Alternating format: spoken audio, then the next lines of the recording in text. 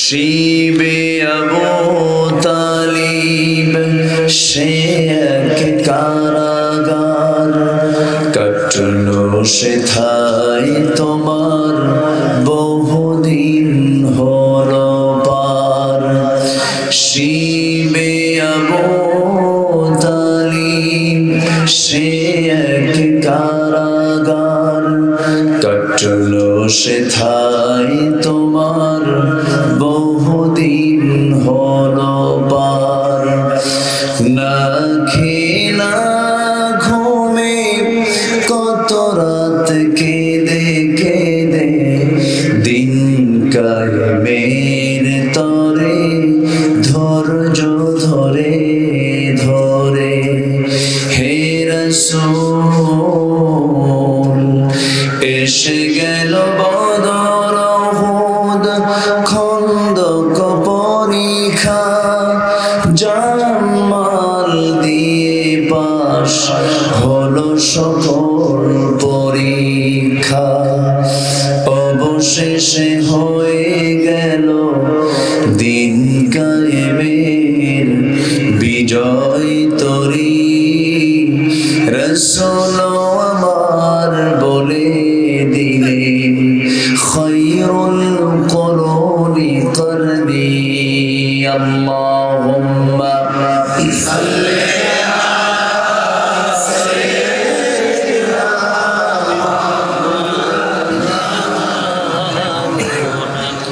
وعلى آل سيدنا।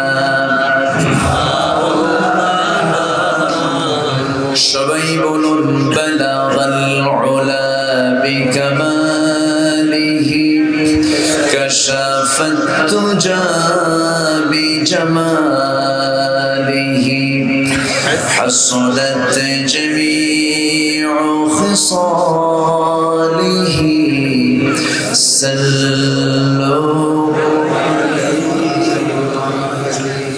سورة يوسف بدار حكمة لقمان ما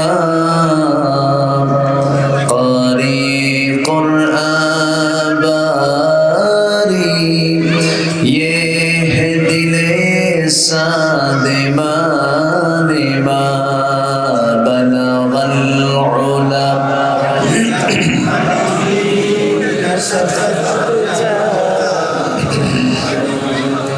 حسنت جميع خصاله।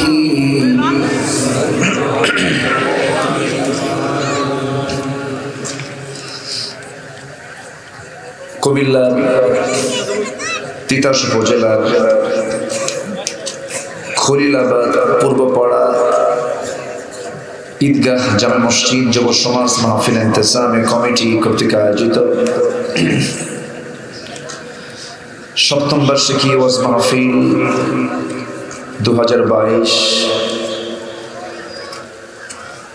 25 November অনুষ্ঠিত আজকের এই মহৎ আয়োজনের সম্মানিত সুযোগ্য সভাপতি জনাব আব্দুল হাকিম সাহেব, সম্মানিত প্রধান অতিথি নারান্দা ইউপির সম্মানিত চেয়ারম্যান মহোদয় জনাব আরিফুজ্জামান খোকা সাহেব, আমার পূর্বে কথা বলেছেন প্রথিত যশান নিদিন নন্দিত মুফাসসির কোরআন, আমার অত্যন্ত কাছে, আমিও যার আলোচনার ফলোয়ার। মুহতারাম মাওলানা পীরে কামিল শেখ মুশতাক ফয়জি হাফিজাহুল্লাহ,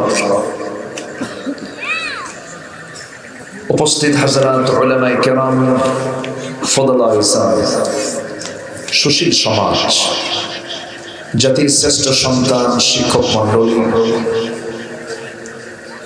জাতির বিবেক সাংবাদিক বৃন্দ, সামনে উপস্থিত দূরে কাছে বিভিন্ন স্থান থেকে ছুটে আসা কালিমার ঝান্ডাবাহী তাওহীদের পতাকাবাহী দ্বীন ইসলামের নরসারদুল বীর মুজাহিদ প্রাণ প্রিয় সম্মানিত দ্বীনি ভাইরা, আড়ালে বসে আছেন শ্রদ্ধেয়া সম্মানিতা মা বোনেরা, আলোচনার সূচনায় আনুষ্ঠানিকতার মধ্য দিয়ে আমার পক্ষ থেকে আবারও দিল খোলা সালাম, আসসালামু আলাইকুম ওয়া রাহমাতুল্লাহি ওয়া বারাকাতুহু। সবাই কেমন আছেন? আমাকে প্রশ্ন করলে আল্লাহ তাআলা আমাকে আপনার কাতারেই রেখেছেন, আলহামদুলিল্লাহ। মাইকওয়ালা কোথায়? ইকো দরকার নেই, শুধু রিভার্ব রাখলে হবে, ইকো বাদ দেন, খুব হালকা করে রাখেন।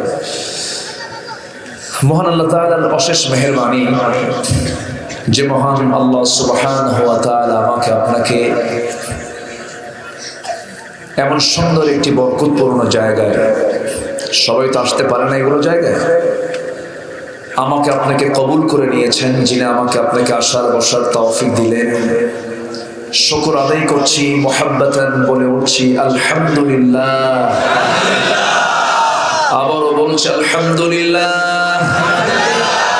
চিৎকার মেরে বলছি আল্লাহুম্মা ইন্নী আসআলুকা আল হুদা ওয়াত তুকা ওয়াল আফাফা ওয়াল গিনা।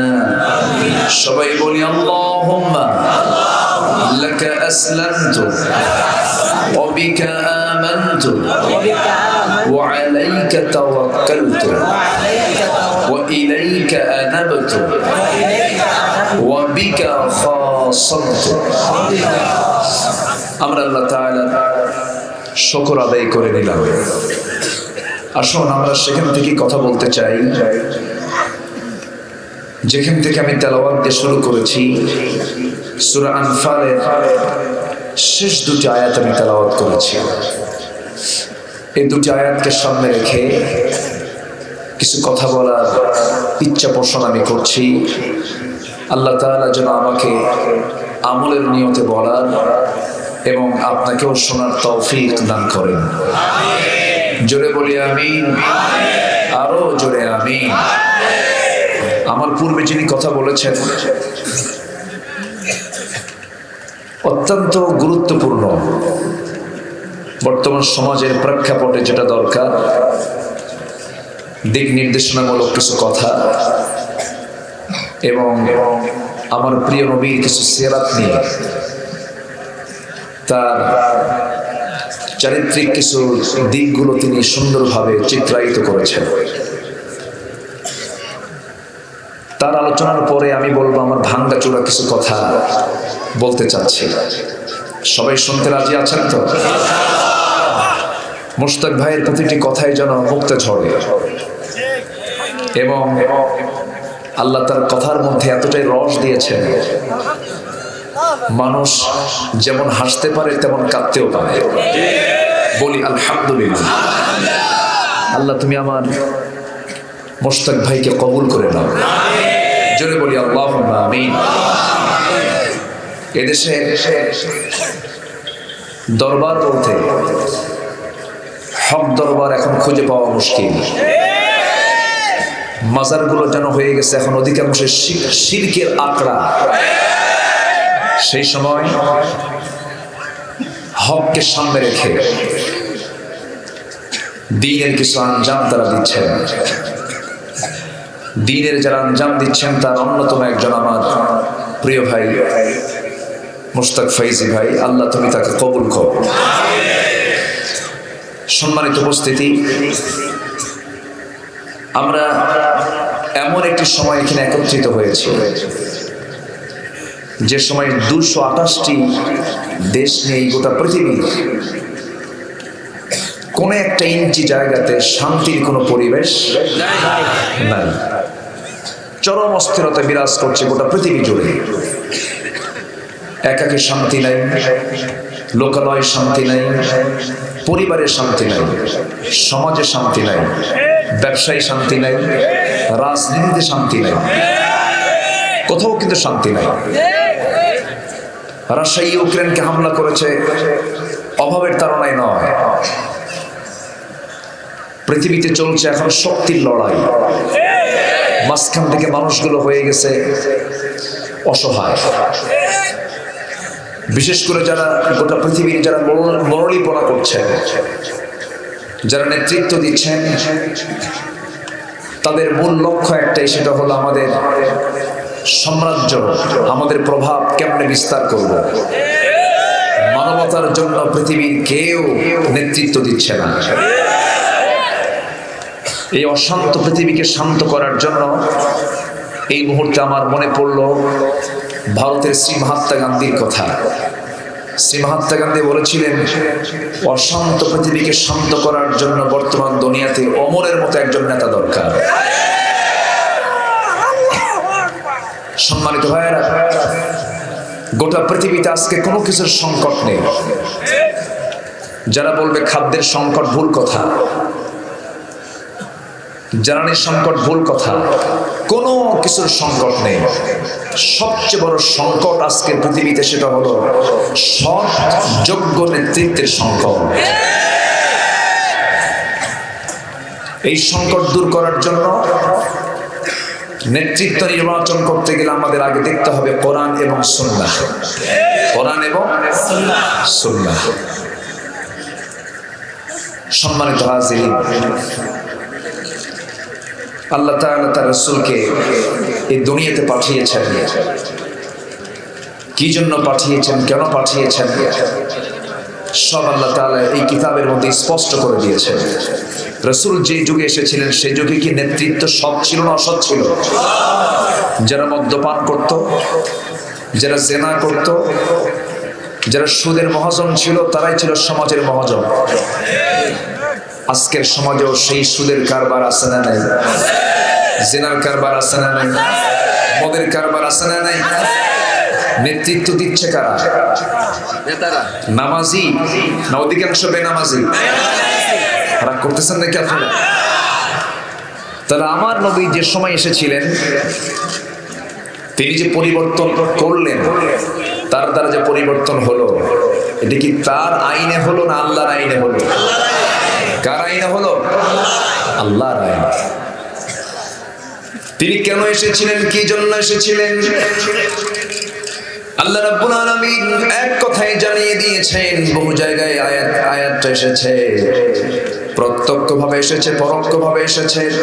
সূরা সফ এসেছে, সূরা ফাতহার মধ্যে এসেছে। আল্লাহ রাব্বুল আলামিন বলেন, হুয়াল্লাযী আরসালা রাসূলাহু বিল হুদা ওয়া দীনিল হক লিইয়ুযহিরাহু আলাদ-দীনি কুল্লিহি ওয়া কাফা বিল্লাহি শাহীদা।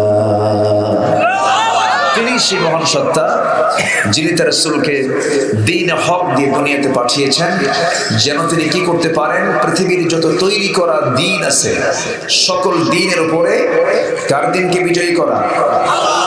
আসতে বলবেন না, কার দ্বীনকে বিজয়ী করা? আল্লাহর দ্বীনকে। তাহলে দ্বীন দুই প্রকার, এক দ্বীন হলো আল্লাহ, আরেকটা দ্বীন কার? আরেকটা দ্বীন কার? মানুষের। দ্বীন দুটা, একটা দ্বীন কার বলেন, আর আরেকটা দ্বীন কার? মানুষের। আরেকটা দ্বীন যে মানুষের, আল্লাহ রাব্বুল আলামিন বিষয়টি স্পষ্ট করে দিয়েছেন। খুবই সহজ সূরা, আমার আপনার মুখের সূরা, যারা পারেন ঠোঁট মিলিয়ে বলুন, ওয়ালা আনতুম আবিদুনা মা আ'বুদু ওয়ালা আনা আবিদুম মা আবাদতুম ওয়ালা আনতুম আবিদুনা মা আ'বুদু লাকুম দীনুকুম ওয়ালিয়া দীন। তোমরা যার গোলামি করো, আমি তার গোলামি করি না। আমি যার গোলামি করি, তোমরা তার গোলামি করো না। অতএব তোমার দিন তোমার কাছে, আমার দিন আমার কাছে। তাহলে এই পৃথিবীতে জীবন বিধান, জীবন ব্যবস্থা, এই পৃথিবীতে দিন হলো দু প্রকার। একটা দিন হলো কার দিন? আসতে বলবেন না, কার দিন? আর আরেকটা দিন হলো মানুষের তৈরি করা দিন। মানুষের তৈরি করা দিন দিয়ে মানুষ কখনো সুখী হতে পারবে না। সমাজকে কখনো ভালো করা যাবে না মানুষের তৈরি করা বিধান দিয়ে। সমাজকে সুন্দরভাবে, সমাজকে সকল প্রকার অন্যায় থেকে, জুলুম থেকে হলো কার দিন? কার বিধান? আসতে বলবেন না, কার বিধান? আল্লাহর বিধান। সম্মানিত ভাইয়েরা, অনেকে মনে করি আমরা ঠাকঠুক মেরে কয়েকটা সেজদা দেব, টাকা আছে হজে যাব, রমজান মাসে রোজা রাখবো, দান সদকা করব, জান্নাতে চলে যাব। ঠাকঠুক মেরে এই কয়েকটা কাজ করেই জান্নাত পাওয়া যাবে না। জান্নাত পেতে হলে আগে সিদ্ধান্ত নিতে হবে, জীবন বিধান কারো মানা যাবে না, জীবন বিধান মানতে হবে কার? আসতে বলবেন না, কার? আল্লাহ তাআলা। আপনারা কি কষ্ট পাচ্ছেন?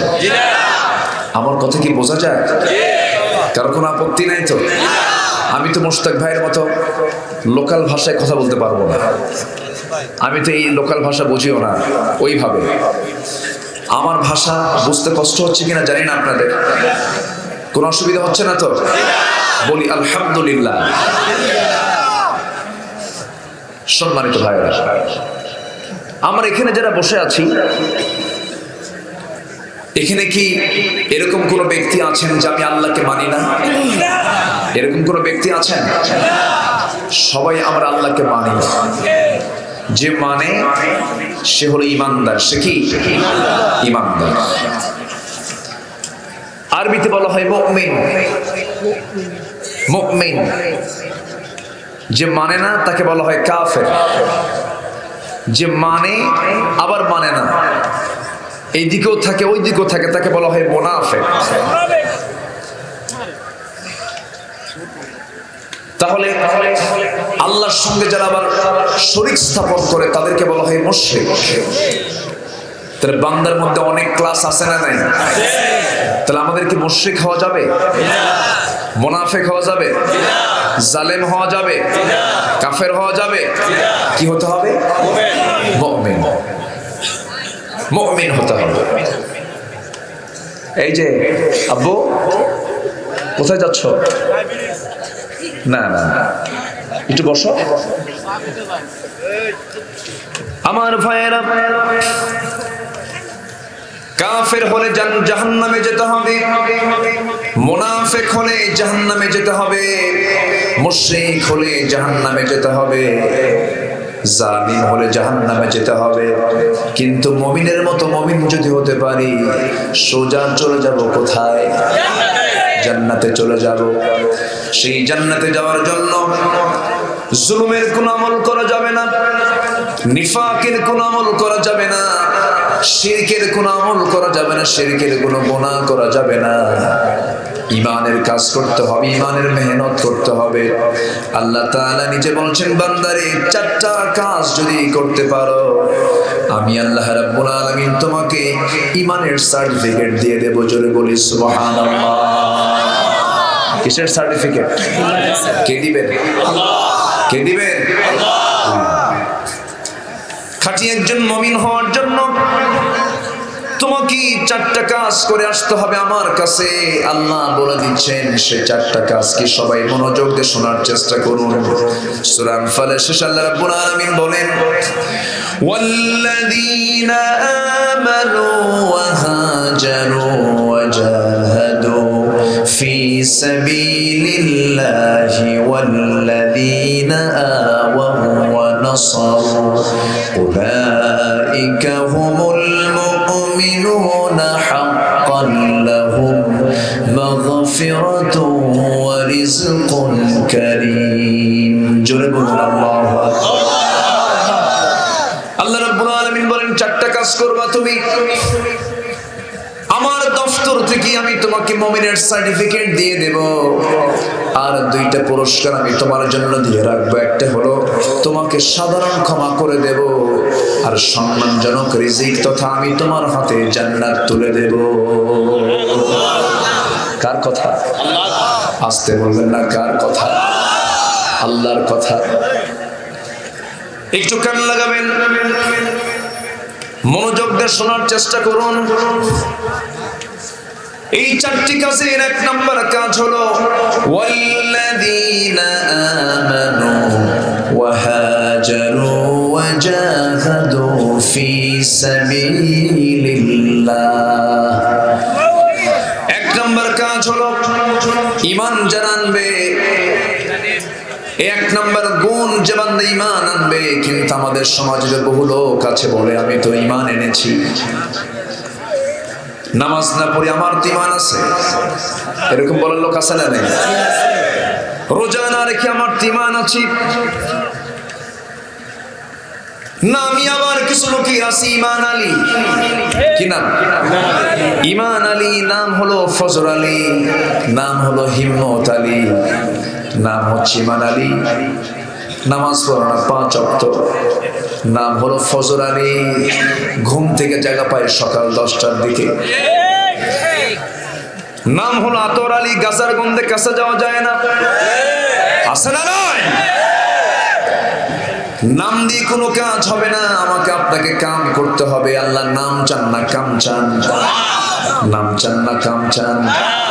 নাম দিয়ে যদি কাজ হতো, বংশ দিয়ে যদি কাজ হতো, আবু লাহাবের যে বংশ, আমার নবীর বংশ 2 না 1? এক বংশ। বংশ দিয়ে জান্নাত পাওয়া যাবে না, বংশ দিয়ে নাজাত পাওয়া যাবে না। বংশ দিয়ে যদি নাজাত পাওয়া যেত, আবু লাহাবও জান্নাত পেয়ে যেত। আমার নবীর বংশ আবু লাহাবের বংশ 1। আমার নবীর দাদার নাম আব্দুল মুত্তালিব, আবু লাহাবের বাপের নামও আব্দুল মুত্তালিব। বাবা যদি ছেলেকে জান্নাত দিতে পারত, নূহ আলাইহিস সালাম তার ছেলে কেনানকে জান্নাতে নিতে পারতেন। আবার বাবা যদি, সন্তান যদি তার বাপকে জান্নাতে নিতে পারত, ইব্রাহিম আলাইহিস সালাম তার পিতা আজরকে জান্নাতে নিতে পারতেন। বাবা দিয়ে সন্তান জান্নাত পাবে না, সন্তান দিয়ে বাবা জান্নাত পাবে না। মুরিদ দিয়ে পীর দিয়ে মুরিদ জান্নাত পাবে না, মুরিদ দিয়ে পীর জান্নাত পাবে না। জান্নাত পেতে হলে শর্ত হলো, 1 নম্বর হলো ঈমান আনতে হবে। কার উপরে? আসতে বলবেন না, কার উপরে? আল্লাহর উপরে। আমার নবী যে একদিন সাহাবায়ে কেরামকে নিয়ে বসে কথা বলছিলেন, হঠাৎ করে এক সাহাবী হাউমাউ করে কান্নায় ভেঙে পড়ছেন। রাসূল বলছেন, সাহাবীরে কান্দো কেন? কি হয়েছে হুজুর? যে বাবার কোলে আমি বড় হয়েছি, সেই বাবা আজকে ঈমান হারা হয়ে দুনিয়া থেকে বিদায় নিলেন, তিনি তো জাহান্নামী। এই জন্য বাবার কথা মনে হয়ে আমার চোখে পানি চলে আসছে, আমি কাঁদতেছি বাবার জন্য। রাসূল বলছেন, সাহাবীরা কেঁদো না, কেঁদো না, কেঁদে তো লাভ নাই। তোমার বাবার যে হাল, আমার বাবারও সেই হাল। কেউ কারো কোনো উপকার করতে পারবে না।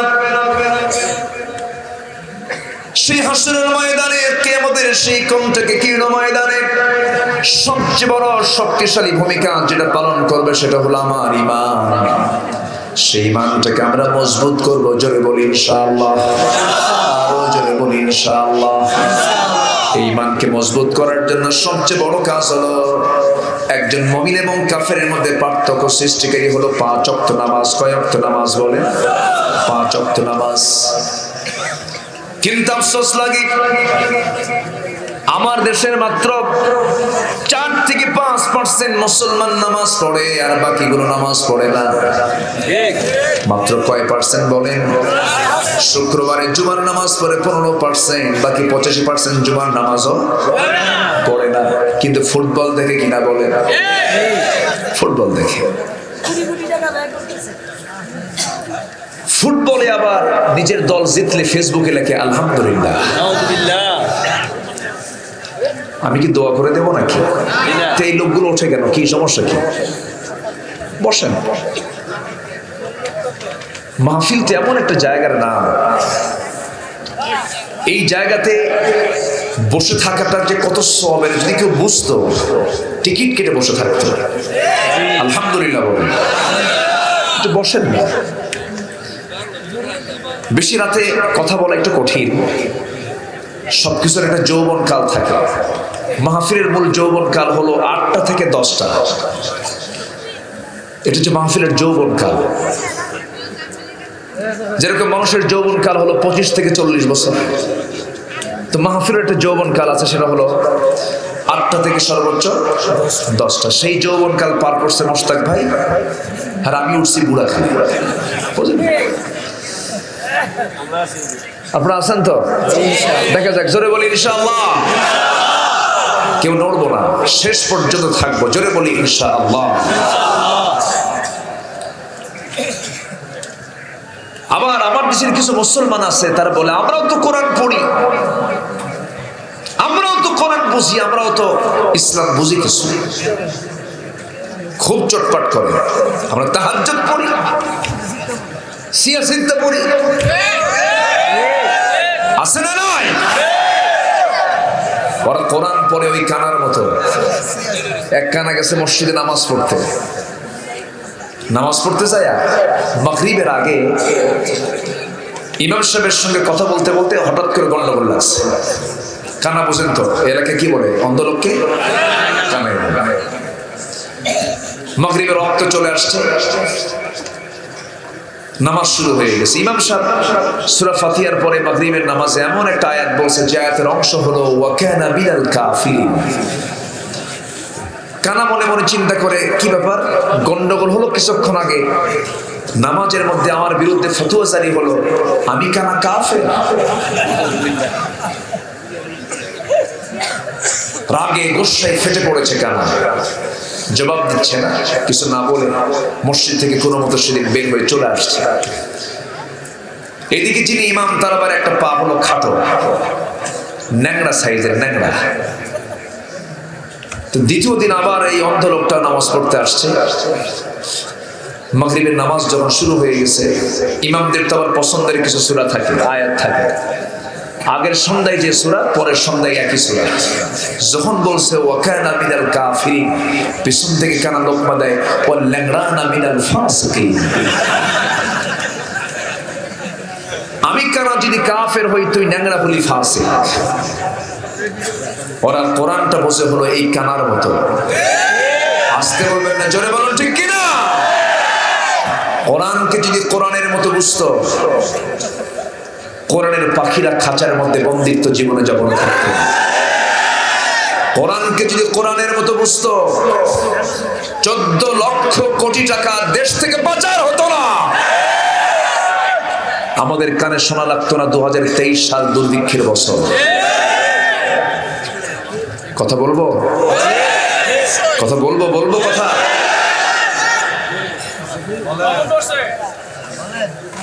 সম্মানিত ভাইয়েরা,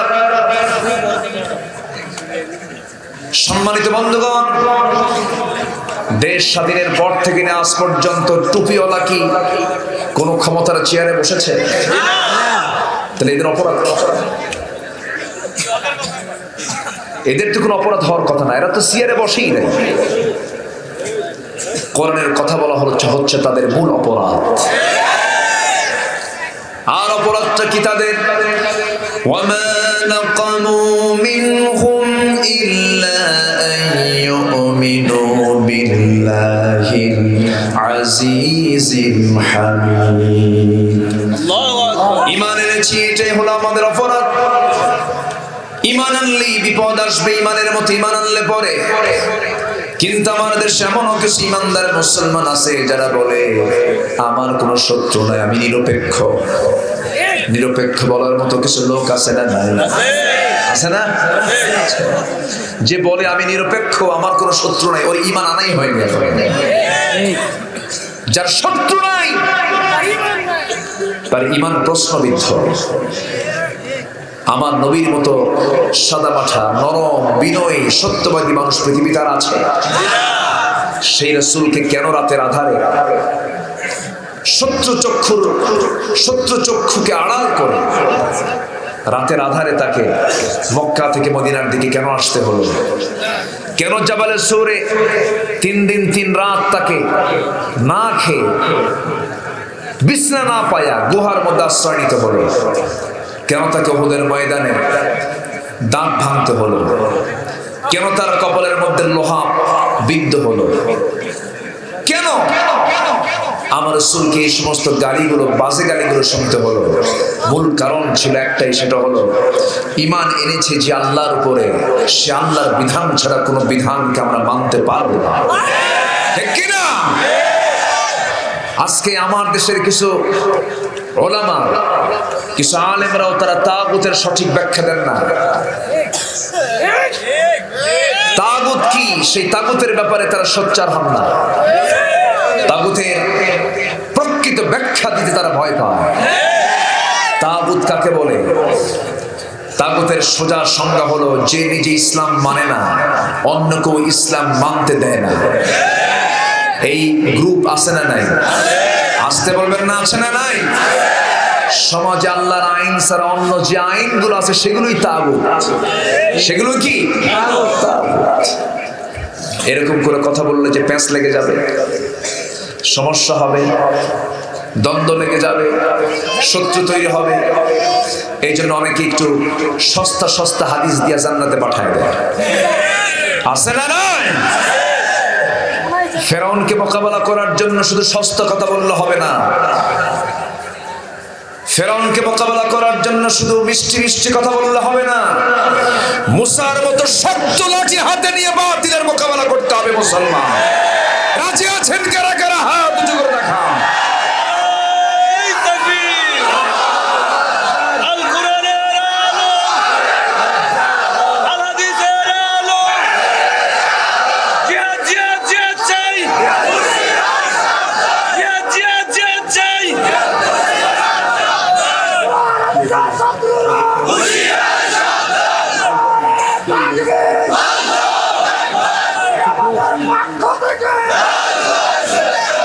আল্লাহ তুমি কবুল করো, জোরে বলি আমিন। এই আওয়াজের দরকার আছে না নাই? প্রজেক্টর হোক বন্ধ, সমস্যা। প্রজেক্টর না চললে মেয়েরা এমনি শুনবে, সমস্যা কোথায়? বসে। সম্মানিত ভাইয়েরা, আমরা সবচেয়ে বুক উঁচু করে নাম নেব যার, তিনি কে? আসতে বলবেন না, তিনি কে? তার নাম নিতে যে কৃপণ হয়, তার মতো বড় কৃপণ কেউ আছে? আমার আল্লাহর নাম নিতে কোনো লজ্জা আছে? কিন্তু অনেকে লজ্জা পায়, আছে না? অনেকে কি পায়? লজ্জা পায়।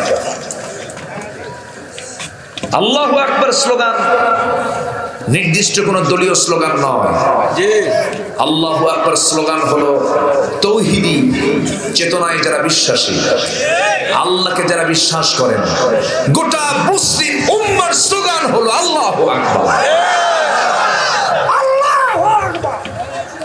এই স্লোগানকে যারা বিতর্কিত করে, যারা বলে এই স্লোগান চলবে না, অমুক জায়গায় চলবে না, জনসভায় চলবে না, অমুক জায়গায় চলবে না, বিভিন্ন জায়গায় এরকম করে যারা শর্ত জড়িয়ে দেয় আল্লাহু আকবার নিয়ে, যারা বিতর্কিত করতে চায় আল্লাহু আকবার এই আওয়াজকে, তাদের ঈমান বিতর্কিত, চিন্তা বিতর্কিত, তাদের জন্ম বিতর্কিত।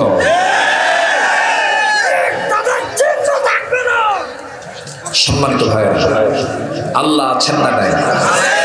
আসতে বলবেন না, আছেন না নাই? আমরা কার দল করব? আসতে বলবেন না, কার দল? দলের আরবি হলো হিজবুন। দলের আরবি কি? আলা ইন্না হিজবাল্লাহি হুমুল গালিবুন। আল্লাহর দলই হলো বিজয়ী দল। তাহলে দলের কথা কোরআনে আছে না নাই? আমার বন্ধুগণ, নিজের মন মতো করে চলে জান্নাত যাওয়া যাবে না। জান্নাত পেতে হলে আল্লাহর আইন মতো চলতে হবে। নিজের মতে চলা যাবে না, নিজের চিন্তা চেতনায় চলা যাবে না, দুনিয়ার কোন দলীয় চেতনায় চলা যাবে না। চলতে হবে কার আইনে? কার মতে চলতে হবে? আল্লাহ বলছেন 4টা আমল করো, 4টা আমল যদি করতে পারো আমি তোমাকে মুমিনের সার্টিফিকেট দিয়ে দেব, 2টা পুরস্কার দেব, ক্ষমা করব, জান্নাত দিয়ে দেব। এর 1 নাম্বার হলো আমরা ঈমান আনবো কার উপরে? আল্লাহর উপরে। এই ঈমান নামক এই বিশাল বড় গুণকে মজবুত করার জন্য প্রথম যে কাজ, আজান শোনার সঙ্গে সঙ্গে কোথায় চলে যাওয়া? মসজিদে চলে যাওয়া। কিন্তু শেষ রাতে বান্দা ঘুম থেকে জায়গা পায় না, কয় ঘুমের কারণে জায়গা পাই নাই। কিন্তু রাত 3টার দিকে ব্রাজিল আর্জেন্টিনার খেলা হবে, তাহাজ্জুদ গোজার উঠে গেছে। আছে না? খেলার নেশা 16 আনা, নামাজের নেশা 0।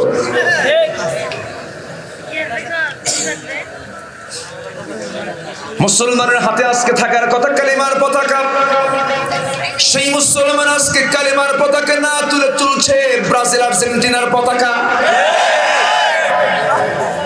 আফসোস। আমার ভাইয়েরা, একজন অন্ধ সাহাবী নবীর সামনে দাঁড়িয়ে বলছেন, ইয়া রাসূলুল্লাহ, আপনার কত প্রিয় সাহাবীরা যুদ্ধ করে জিহাদের ময়দানে গিয়া যুদ্ধ করে করে শাহাদাত বরণ করে আল্লাহর জান্নাতে চলে গেল। হুজুর, আমার কি একটু শখ হয় না আপনি আমাকে পারমিশন দিয়ে দেন, আমি যুদ্ধ গিয়ে জিহাদ করে রক্তমাখা দেহ নিয়ে শাহাদাত বরণ করে আল্লাহর সামনে দাঁড়িয়ে যাব, রক্তমাখা দেহ নিয়ে আপনি আমাকে পারমিশন দিয়ে দেন।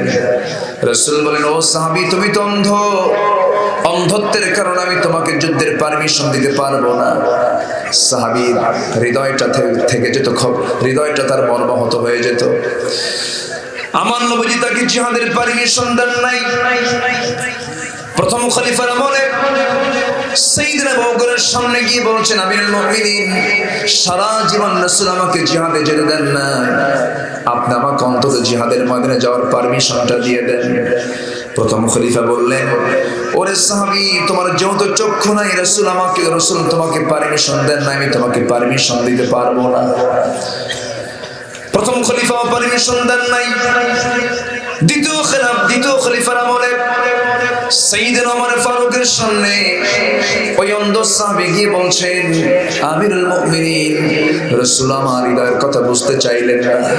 প্রথম খলিফা আমার হৃদয়ের কথা বুঝতে চাইলেন না। আমার বুক বড় আশা, যুদ্ধে যাব, রক্তাক্ত হব, আল্লাহর জান্নাতে চলে যাব। অন্ধ সাহাবী। কি সাহাবী? অন্ধ।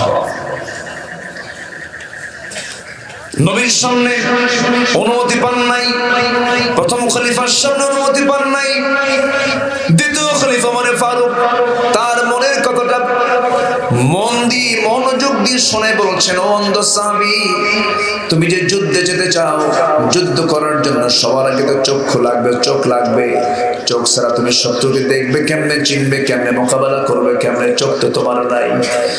সঙ্গে সঙ্গে সে অন্ধ সাহাবী আব্দুল্লাহ ইবনে উম্মে মাকতুম রাদিয়াল্লাহু তাআলা বলছেন, আমি জানি আপনি আমাকে কেমন প্রশ্ন করবেন, সেই জন্য প্রশ্নের জবাব আমার কাছে প্রস্তুত করেছি। এই প্রশ্নের জবাব হলো, আমিরুল মুমিনিন, যুদ্ধের ময়দানে অনেক মহিলাও তো অংশগ্রহণ করে, অনেক শিশুরাও যুদ্ধের ময়দানে যায়। সেই যুদ্ধের ময়দানে সবাই তো যুদ্ধ করা লাগে না। আমাকে যদি একটু অনুমতি দিতেন যুদ্ধের ময়দানে যাওয়ার জন্য, যে লোকটার হাতে কালিমার পতাকা থাকবে, কালিমার ঝান্ডা থাকবে, সেই কালিমার ঝান্ডা ধরার দায়িত্ব অন্য কাউকে না দিয়া যেন আমিও অন্ধ সাহাবী, আমাকে যেন দেওয়া হয়। সেই কালিমার পতাকাটা নিয়ে গোটা মুসলিম মুজাহিদদের সামনে আমাকে দাঁড় করিয়ে দেবে। ওই কালিমার পতাকা নিশান বানায়া সবাই যুদ্ধে শামিল হয়ে যাবে। আমি কালিমার পতাকা হাতের মধ্যে নিয়ে এক পায়ে দাঁড়িয়ে থাকবো। কাফিররা আমাকে মারতে তাদের কোনো কষ্ট হবে না। আমি তো চোখে দেখি না, ওরা আমার দিকে লক্ষ্য করে একটা তীর মারবে, বুক বরাবর, বুক দিয়ে ঢুকে পিঠ দিয়ে বের হয়ে যাবে, ফিনকি দিয়ে রক্ত বের হয়ে যাবে। রক্তগুলো দেখবো, হাসতে হাসতে আল্লাহর জান্নাতে চলে যাব। জোরে বলি সুবহানাল্লাহ। সাহাবীরা হাতের মধ্যে নিয়েছেন কালিমার পতাকা, আর আজকে মুসলমান হাতের মধ্যে নেয় কিসের পতাকা? খেলার। দুই গ্রুপে মারামারি করে শহীদ হয়। আছে না নয়? আবার এমন ভক্ত আছে হেরে গেছে ওর দল, স্ট্রোক করে হসপিটালে। আছে না, আছে না, এগুলো আছে না? আমার ভাইরা, ঈমান যখন এনেছি আমরা, ঈমানটাকে মজবুত করে আনতে হবে। ঈমান যখন এনেছি আমরা, ঈমানটাকে ফার্স্ট ক্লাস ঈমানদারের উপর রূপ নিতে হবে। ফার্স্ট ক্লাস ঈমান আমাকে আপনাকে আনতে হবে। যেমন করে ঈমান এনেছেন আম্বিয়া কেরাম, সাহাবায়ে কেরাম। সব নষ্ট হয়ে যাবে, আমার কোনো আফসোস থাকবে না, কিন্তু ঈমানকে কখনো নষ্ট করা যাবে না। ঈমান নষ্ট হওয়ার কিছু কারণ আছে না নাই? আসতে বলবেন না, আছে না নাই? ওযু নষ্ট হয়ে যায়, ওযু বানানোর পর ওযু নষ্ট হওয়ার কিছু কারণ আছে না নাই? ওযু ভঙ্গের কারণ কয়টা? এই যে বললেন, আপনারা পড়ছেন, বলে দিলেন। ওযু ভঙ্গের কারণ: ঘুমিয়ে পড়লে, রক্ত গড়ে গড়ে পড়লে, পেশাব করলে, বায়ু নির্গমন হলে, পায়খানা করলে, এই সমস্ত কাজগুলো করলে ওযু ভঙ্গ হয়ে যায়, ওযু নষ্ট হয়ে যায়। ফরজ গোসল কখন করতে হয় তার কম বেশি মাসলা আমাদের জানা আছে আমার বন্ধুগণ। কিন্তু ঈমান যে আমরা এনেছি, ঈমানটা ভঙ্গ হয় কেমনে, ঈমানটা নষ্ট হয়ে যায় কেমনে, ঈমান নষ্টের কারণগুলো কিন্তু আমরা অনেকেই জানি না। জানার দরকার কি আছে? শুনতে রাজি আছেন তো? জি, দেখা যাক, জোরে বলি ইনশাআল্লাহ। আমার ভাইয়েরা, ঈমান নষ্ট হয়ে যাওয়ার ক্ষেত্রে ঈমানের সঙ্গে সাংঘর্ষিক যে বিষয়গুলো, এক নাম্বার হলো নিফাকতা, নাম্বার 2 হলো জুলুম। জুলুম মানে হলো শিরকের কাজ।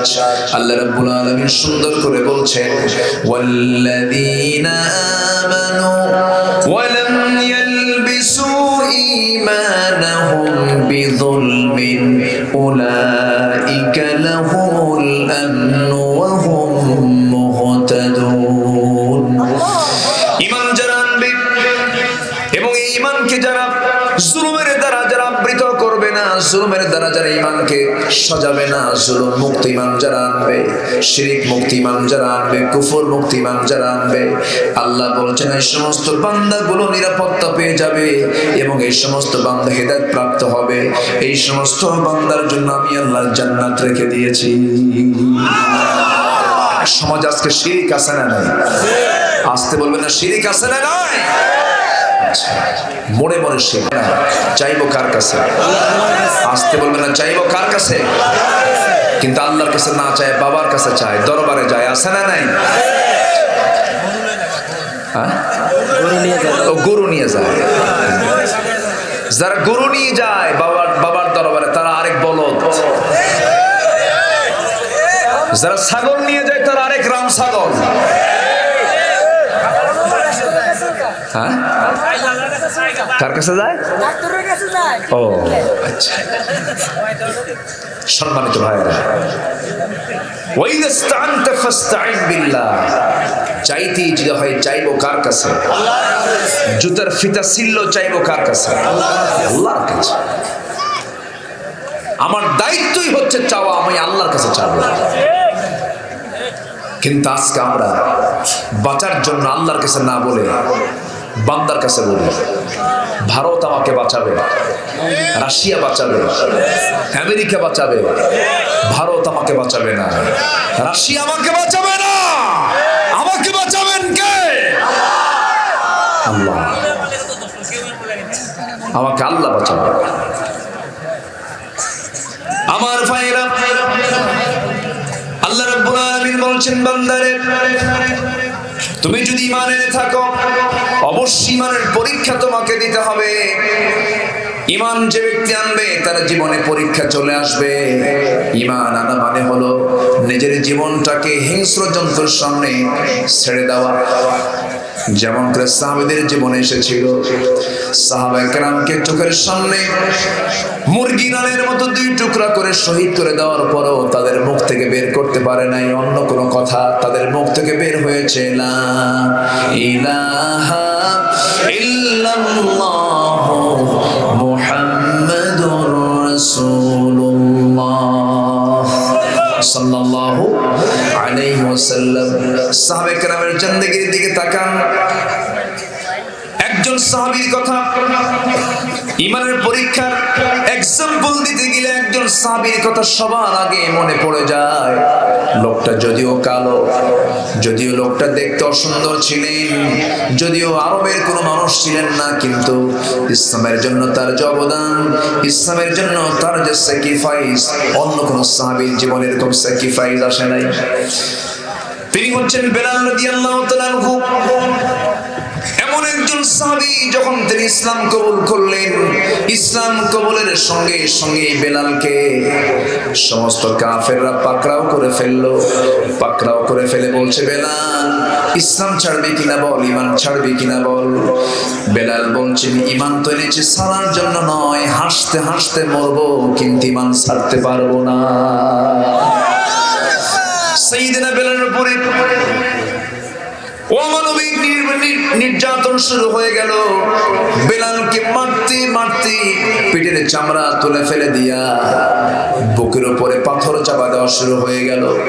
তার মনে বোমাইয়া নিয়ে গিয়ে হাত বেঁধে পা বেঁধে তার উপরে অমানবিক নির্যাতন শুরু করে দিল।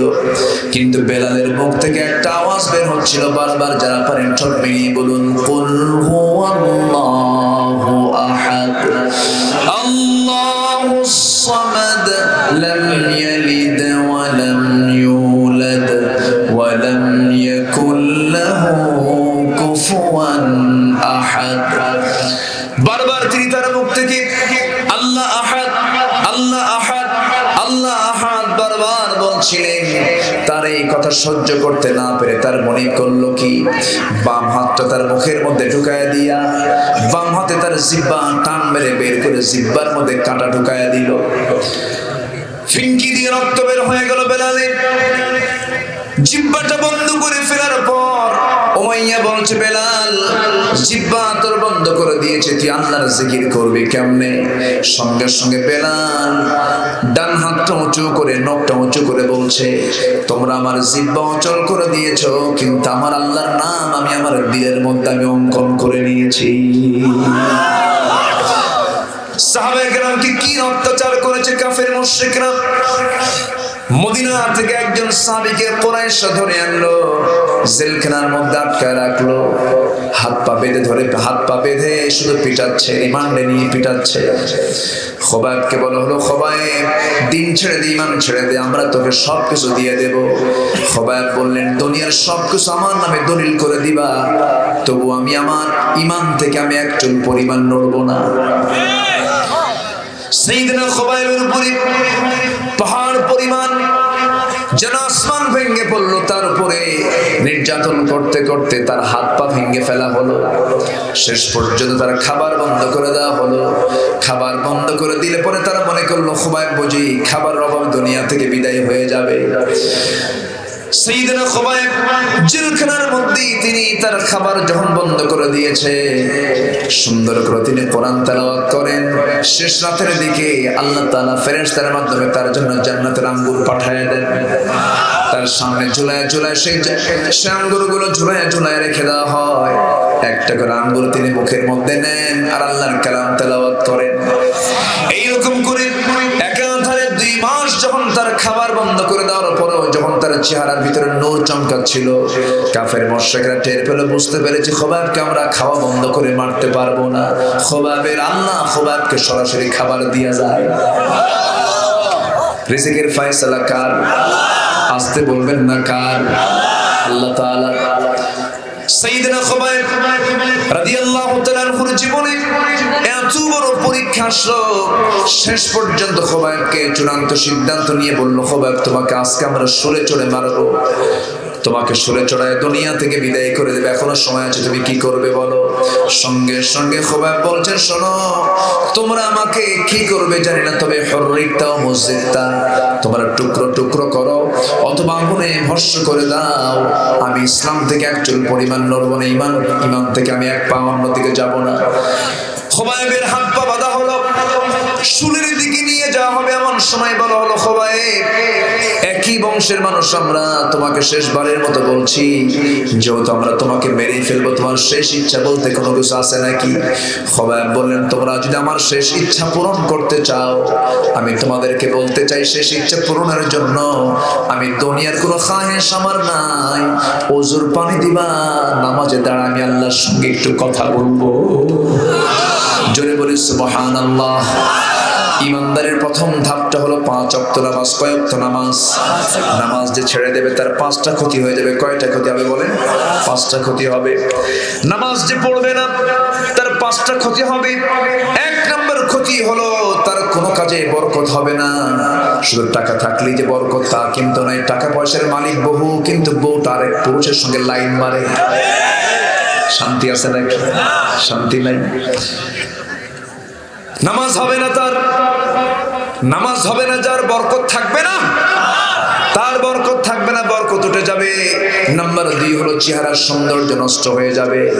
যার নামাজ থাকবে না তার চেহারার কোনো সৌন্দর্য থাকবে না। মানুষ কালো হোক কিন্তু চেহারার মধ্যে নূর আছে না নাই? আসতে বলবেন না আছে না নাই? যে ব্যক্তি বিড়ি খাবে তার চেহারায় বিড়ির চিহ্ন আছে না নাই? বিড়ি যে খাবে তার জিহ্বা হবে, তার ঠোঁট হবে কিসের মতো? হ্যাঁ, কালো হয়ে যাবে। তার ঠোঁট বলে দেবে সে বিড়ি খোর। তার ঠোঁট কি বলে দেবে? সে বিড়ি খায়, চোখের মতো কালো হয়ে যাবে। যে মদ খাবে তার চক্ষুটা লাল হয়ে যাবে।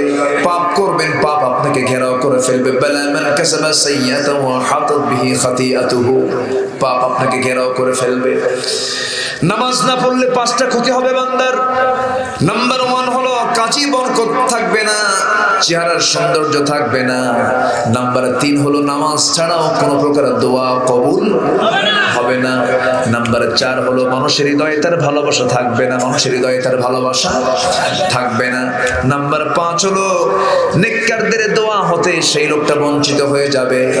এই জন্য আমরা আমাদের সকল কাজের আগে আজান যখন শুনবো সঙ্গে সঙ্গে আমরা কোথায় যাব? 5 ওয়াক্ত নামাজ পড়বেন কারা? একটু হাত তুলে দেখান তো দেখি। জোরে বলি ইয়া আল্লাহ, আরো জোরে বলি ইয়া আল্লাহ। আমাদেরকে 5 ওয়াক্ত সালাত আদায় করার তৌফিক তুমি আল্লাহ দিয়ে দাও। জোরে বলি আমিন, আরো জোরে আমিন। আমার ভাইয়েরা, ওই নির্যাতিত সাহাবী ইমানটাকে টিকে রাখার জন্য, অন্তিম ইচ্ছা পূরণ করার জন্য তাকে যখন বলা হলো, তিনি বললেন, দুনিয়ার কোন আত্মীয়র দরকার আমার সাক্ষাতের দরকার নাই। আমি সাক্ষাৎ করব কার সাথে? কিসের মধ্যে সাক্ষাৎ হবে আমাদের? নামাজের মধ্যে। ওজুর পানি দেওয়া হলো, ওজু বানালেন, নামাজি দাঁড়িয়ে গেলেন। প্রথম রাকাত আস্তে আস্তে পড়লেন। প্রথম রাকাতটা আস্তে আস্তে পড়তেছেন। দ্বিতীয় রাকাতে চিন্তা করলেন নামাজটা লম্বা যদি করি, কাফের মুশরিকরা ভাবতে পারে খোবাইব বুঝি মৃত্যুর ভয়ে নামাজটাকে লম্বা করছে। এই জন্য তিনি করলেন কি, দ্বিতীয় রাকাতে তাড়াহুড়ো করে রুকু করলেন, সিজদা দিলেন, হাত দুইটা উঁচু করে আকাশের দিকে তাকায়া তিনি দোয়া করছেন, আল্লাহ তাআলা, আজ থেকে 4 মাস পূর্বে আমি আমার নবীর চেহারা দেখতে পেয়েছিলাম। আজ থেকে 4 মাস পূর্বে নবীর সামনে বসার সুযোগ পেয়েছিলাম। আজকে 4 মাস গত হতে চললো, আমি রাসূলকে দেখতেও পাই না, তার কথাও শুনতে পাই না। ও আল্লাহ, আমি মনে হয় দুনিয়া থেকে বিদায় নিয়ে নেব।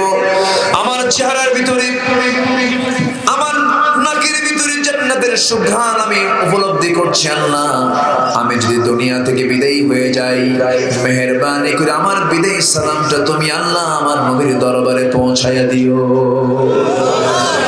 ওযু বানায় নামাজ পড়ে দোয়া সম্পন্ন করে তিনি একাই চলে যাচ্ছেন রাসূলের কাষ্ঠের দিকে, ফাঁসির মঞ্চের দিকে দৌড় মেরে মেরে যাচ্ছেন। সবাই বলছে, ওরে ওরে খোবাইব, তুমি কি পাগল হয়ে গেছো নাকি?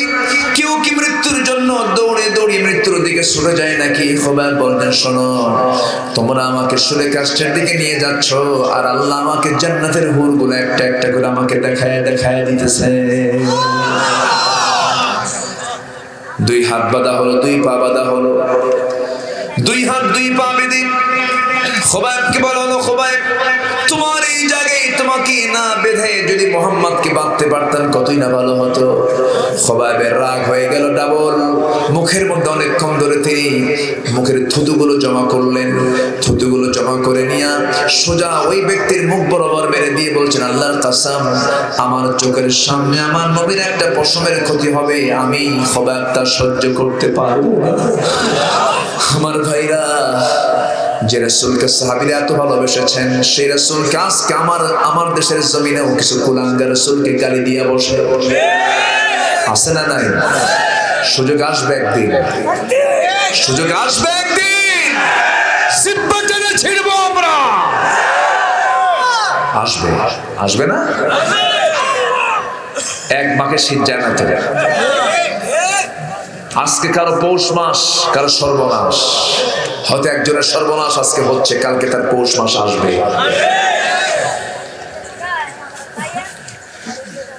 খোবাইব থুতু যখন মেরেছেন, সঙ্গে সঙ্গে কাফিরদের একজন লিডার হাতের মধ্যে তরবারি নিয়া, নিসার তরবারি দিয়া ওই খোবাইবের বুক বরাবর মেরে দিল। বুক দিয়ে ঢুকে পিঠ দিয়ে বের হয়ে গেল। খোবাইব হাসতে হাসতে দুনিয়া থেকে বিদায় নিয়ে নিলেন। যখন তিনি দুনিয়া থেকে বিদায় নিচ্ছিলেন, আমার নবীজি মদিনার মসজিদে সাহাবায়ে কেরামকে নিয়ে তিনি কথা বলছিলেন। সেই কথা বলার মাঝে হঠাৎ করে তার কথা তিনি বন্ধ করলেন। বন্ধ করে দাঁড়িয়ে গেলেন, হাত উঁচু করে বলছেন, সালামুন আলাইকা ইয়া খোবাইব, সালামুন আলাইকা ইয়া খোবাইব। ওমরে ফারুক বলছেন, ইয়া রাসূলুল্লাহ, ইয়া হাবিবাল্লাহ, আপনি খোবাইবকে সালাম দেন কেন? আমাদের খোবাইবের কি হয়েছে আপনি একটু বলুন। রাসূল বলছেন, ও সাহাবীরা, আমার খোবাইবকে আমি আমার নবতী চোখে দেখতে পাচ্ছি। আমার খোবাইব জান্নাতের পাখি হয়ে জান্নাতের মধ্যে সে উড়ে বেড়াতেছে। ঈমান আনবো আমরা 1 আনা 16 আনা। ঈমান আনতে হবে যখন, ঈমান আনবো আমরা 1 আনা 16 আনা। 16 আনা ঈমান আনতে হবে। কয়টা কাজ? আসতে বলবেন না, কয়টা কাজ? সার্টিফিকেট দিবেন কে? পুরস্কার কয়টা? 2টা। নাম্বার 2 হলো ওয়াল্লাযীনা আমানু ওয়া হাজারু ওয়া জাহাদু ফি সাবিলিল্লাহ। নাম্বার 2 হলো যারা হিজরত করবে। কার পথে? হিজরত হলো 2 প্রকার।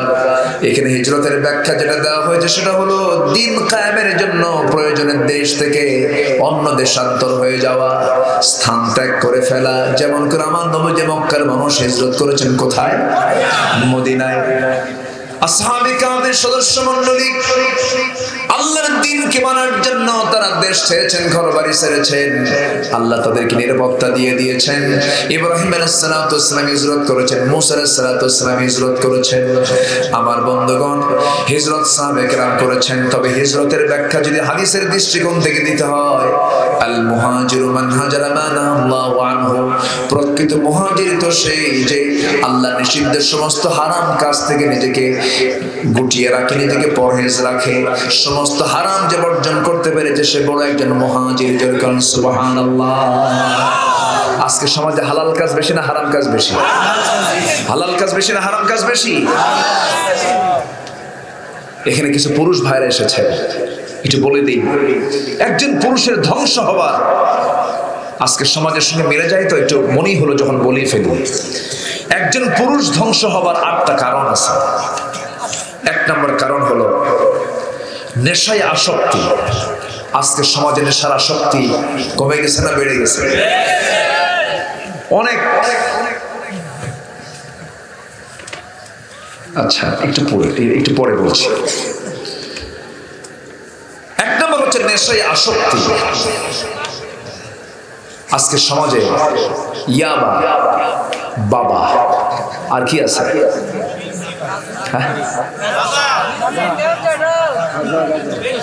ফ্যান্সি, কত ধরনের ভ্যারিয়াস আইটেমের যে নেশা, এই নেশায় আসক্তি যার মধ্যে আসবে এটা হচ্ছে পুরুষ ধ্বংসের অন্যতম কারণ। ঠিক কি? সকল নেশা হালাল না হারাম?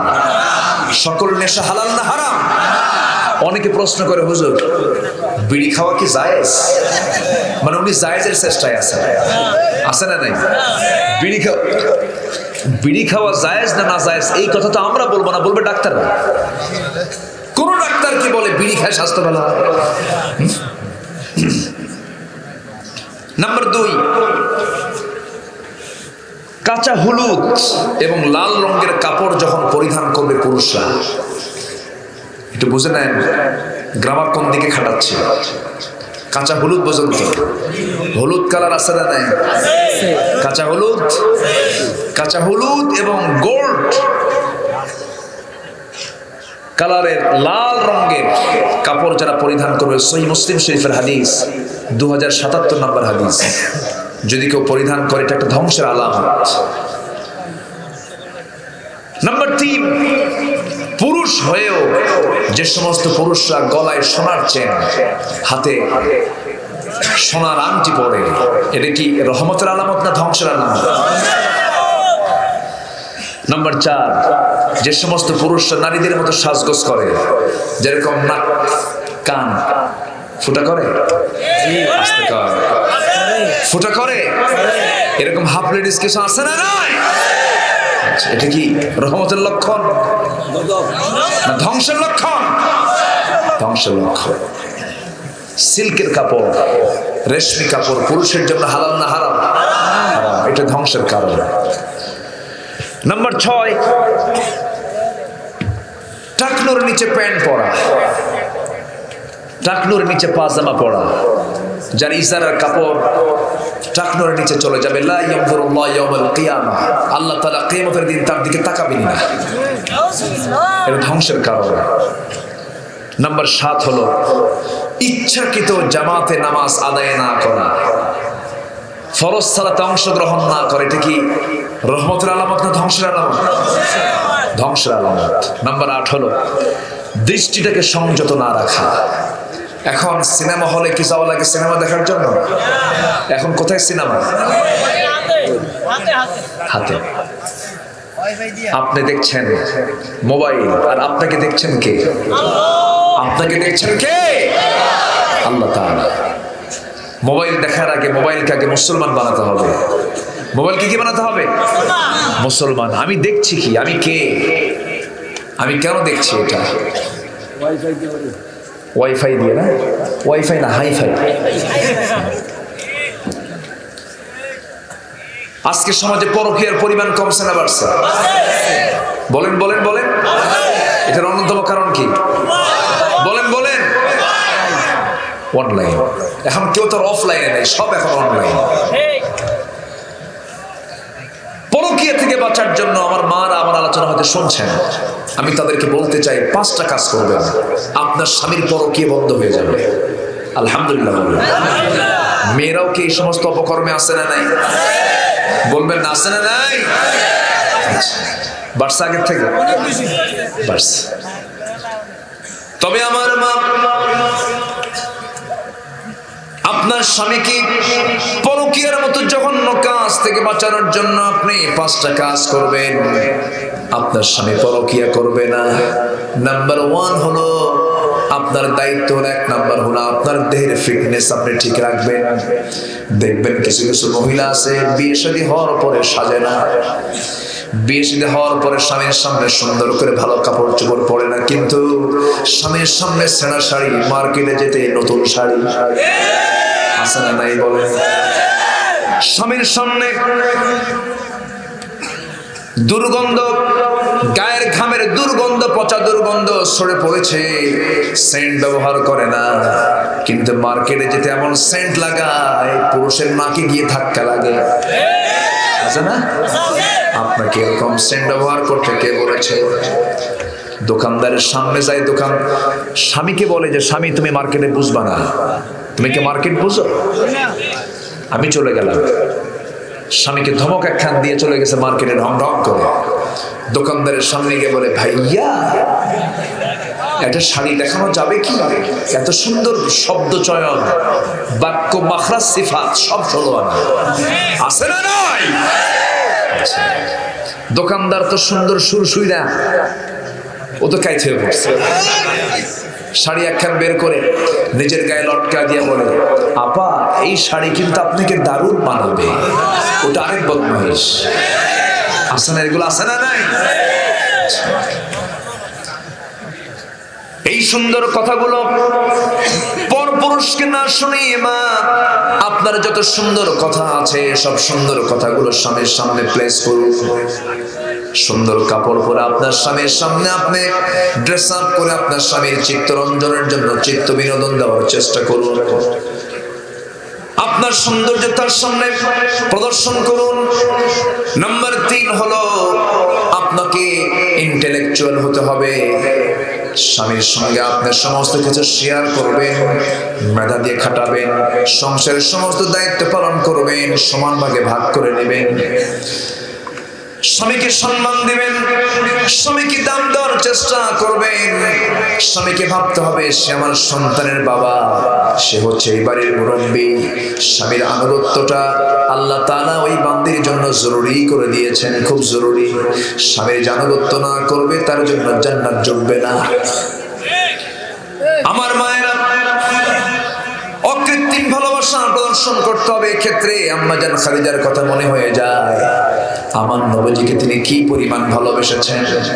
যখন নবীর সঙ্গে বিয়ে হয়, নবীর সঙ্গে যখন বিয়ে হয়ে গেল, সেই নবীর সঙ্গে বিয়ে হওয়ার পরে এই খাদিজা রাদিয়াল্লাহু তাআলা আনহার বিরুদ্ধে ওই মক্কার ধনকুবের ধনীরা সবাই বলে ফেললো, খাদিজা কাম নাই কাজ নাই, একজন গরিব মানুষকে সে বিয়ের স্বামী হিসেবে গ্রহণ করলো। এই কথা তার কানে ঢোকার সঙ্গে সঙ্গে সমস্ত মক্কার ধনীদেরকে এক জায়গায় করে খাদিজা বললেন, আমার স্বামীর ব্যাপারে আমি তোমাদেরকে কয়েকটা প্রশ্ন করব। প্রশ্নগুলো কি কি? নাম্বার 1, আমার স্বামীর বংশ কেমন? শ্রেষ্ঠ বংশ। আমার স্বামীর চেহারা কেমন? শ্রেষ্ঠ চেহারা, এমন সুন্দর চেহারা দ্বিতীয়টা নাই। আমার স্বামীর চরিত্র কেমন? সবাই বলে ফেললো এই মক্কা নগরে মুহাম্মাদের মতো সুন্দর চরিত্রবান যুবকের দ্বিতীয়টা নাই। এবার তিনি বলছেন আমার স্বামীর অবস্থা কেমন, তার অর্থনৈতিক অবস্থা কেমন। এই সময় তারা গলা ছেড়ে বললো, এই জন্যই তো মানা করছিলাম, তাকে স্বামী হিসেবে গ্রহণ করো না। আম্মা জান খাদিজা সঙ্গে সঙ্গে বললেন, আমার স্বামীর চেহারা ফার্স্ট ক্লাস, আমার স্বামীর বংশ ফার্স্ট ক্লাস, আমার স্বামীর চরিত্র ফার্স্ট ক্লাস, আমার স্বামীর টাকা নাই পয়সা নাই, এটাই হলো তোমাদের কাছে বড় আপত্তিকর বিষয়।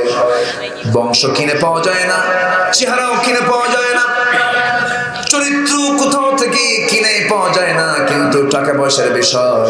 ঠিক আছে, আমি আমার স্বামীর এই সাইট অপূর্ণ রাখতে চাই না, তোমাদেরকে আমি সাক্ষী রেখে এই মুহূর্তে আমি ঘোষণা করলাম আমার জীবনে স্থাবর অস্থাবর সমস্ত সম্পত্তি আমি স্বামীর হাতে তুলে দিলাম।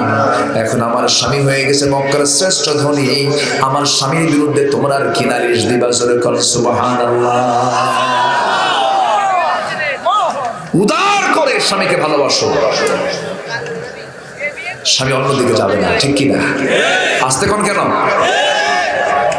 আমার নবীজি সারা রাত ভরে দাওয়াতি কাজ সম্পন্ন করে শেষ রাতের দিকে বাড়িতে ফিরতেন, দরজায় নক করতেন, দরজা বিদ্যুৎ বেগে খুলে যেত।